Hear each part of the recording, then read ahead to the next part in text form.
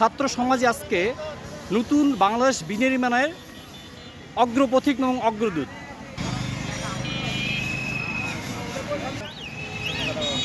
আসসালামু আলাইকুম, কেমন আছো তুমি? তুমি করে বললাম তোমাকে, তোমার তো ট্রাফিকে দায়িত্ব পালন করছো। যাই হোক, আমরা নতুন করে তোমাকে প্রশ্ন করা আমার প্রয়োজন নেই। আমরা সারা বিশ্ব জানলো, সারা বাংলাদেশ জানলো যে ছাত্র সমাজ সব কিছু কাজ করতে পারে। কেমন সব কিছু করতে পারে তো? আচ্ছা, তুমি কোন ক্লাসে পড়ো?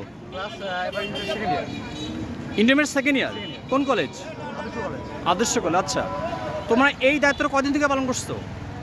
দেশ যখন থেকে আর কি ইয়া হয়েছে, সরকারের আওতায় হয়েছে, তখন থেকে আমরা মানে অন্তর্বর্তীকালীন সরকার যখন থেকে স্থাপিত হয়েছে বা গঠন হয়েছে তখন থেকেই আমরা শুরু করেছি। আমাদের গাইবান্ধা জেলায় কয়টা পয়েন্টে তোমরা আছো? কতগুলো স্টুডেন্ট আমাদের? গাইবান্ধা জেলায় অনেকগুলো পয়েন্টেই আমরা পুরো ডিবি রোডের পুরো সম্পূর্ণ জায়গাটা আমরা কভার করছি। তার বিভিন্ন মোড়গুলোতে মানে আমাদের সব জায়গাতে যানবাহনগুলো ক্লিয়ার করে দিচ্ছি। আর অন্যান্য কাজেও যেমন গাছ লাগানো, বিভিন্ন ধরনের কাজ, সব ধরনের কাজ আমরা করে দিচ্ছি। আচ্ছা, যাই হোক, বর্তমানে আমাদের পুলিশ ভাইয়েরা হয়তো বা কর্ম থেকে বিরতি আছে এবং আমরা আবার দেখেছি বা শুনেছি অনেক থানাতে তারা কিন্তু জয়েন করেছে।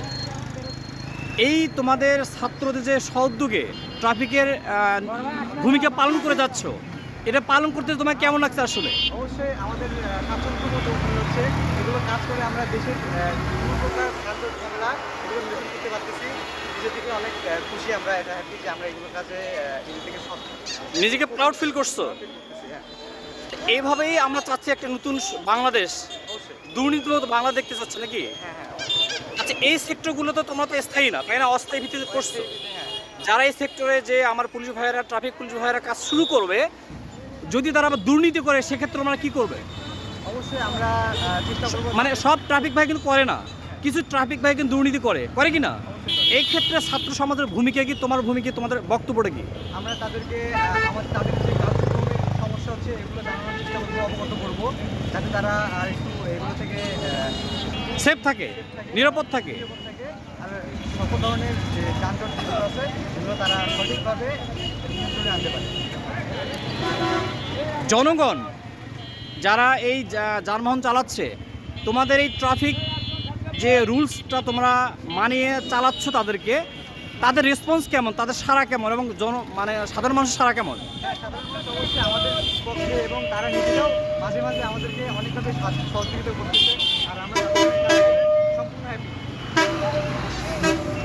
তারা অনেক তোমাদেরকে ইন্সপায়ার করছে, উৎসাহ দিচ্ছে। তো আসলে আমরা চাচ্ছি তোমাদের হাত ধরেই, এই নতুন প্রজন্মের হাত ধরেই বৈষম্যহীন একটা বাংলাদেশ তৈরি হোক। তোমরা সুন্দর ভবিষ্যৎ নিয়ে, সত্যের প্রত্যয় নিয়ে তোমরা একসময় ভালো জায়গায় যাবে, ভালো চাকরি করবে। আমরা যেন আর এই ধরনের সরকার, এই ধরনের দুর্নীতিবাজ যেন কর্মকর্তা আমরা যেন না দেখি, এই প্রত্যাশা এই প্রত্যেকটা মানুষের আমাদের কিন্তু, অবশ্যই, তাই না? এখন থেকে তোমরা সত্যের পক্ষ নিয়ে প্রতিবাদ হওয়া শেখো ইনশাল্লাহ। অবশ্যই, ইনশাআল্লাহ। অনেক শুভকামনা থাকবে। আচ্ছা, ওয়ালাইকুম আসসালাম।